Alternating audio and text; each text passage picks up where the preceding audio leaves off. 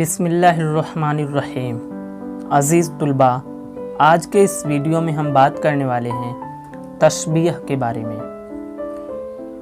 इल्म बयान किसे कहते हैं? सबसे पहले आप ये समझ लें कि इल्म बयान वह इल्म है जिसके तहत मानी या किसी बात को अदा करने के लिए नित नए अंदाज निकाले जाएं।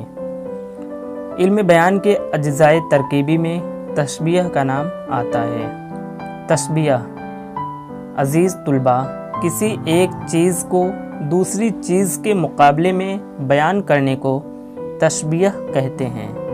किसी एक चीज़ के मुकाबले में दूसरी चीज़ को बयान करने की शक्ल तशबीह कहलाती है। मसलन, नाजुकी उसके लब की क्या कहिए, नाजुकी उसके लब की क्या कहिए, पंखुड़ी एक गुलाब की सी है। अजीज़ तुलबा, तशबीह में 5 बातों का जिक्र होता है।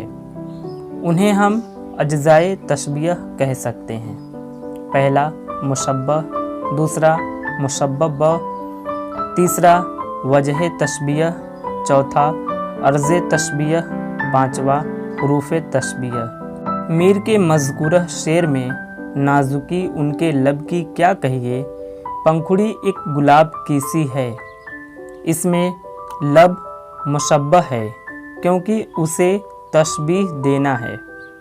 जिसे तशबीह देना है उसे मुशब्बह कहेंगे, यानी इस शेर में लब जो है वो मुशब्बह है।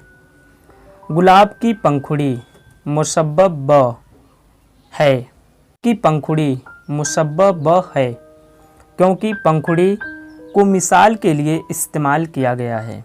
लफ्ज़ से तशबीह दी जाती है उसे मुशब्बह ब कहते हैं क्योंकि यहाँ लब को गुलाब की पंखुड़ी से मिसाल दी जा रही है। नाजुकी वजह तशबीह है। नज़ाकत, नज़ाकत के वस्फ़ को ज़ाहिर करना गर्ज़ तशबीह है। और सी हुरूफ तशबीह है क्योंकि उसी से लब की मिसाल जो है वो गुलाब की पंखुड़ी की तरह दी गई है। अज़ीज़ तुलबा, उम्मीद है कि आपको तशबीह वाज़ेह हो गया होगा। अगर आपको समझने में कोई परेशानी हुई या फिर इससे मुतालिक आपके ज़हन में कोई सवाल हो तो आप हमें कमेंट करके पूछ सकते हैं।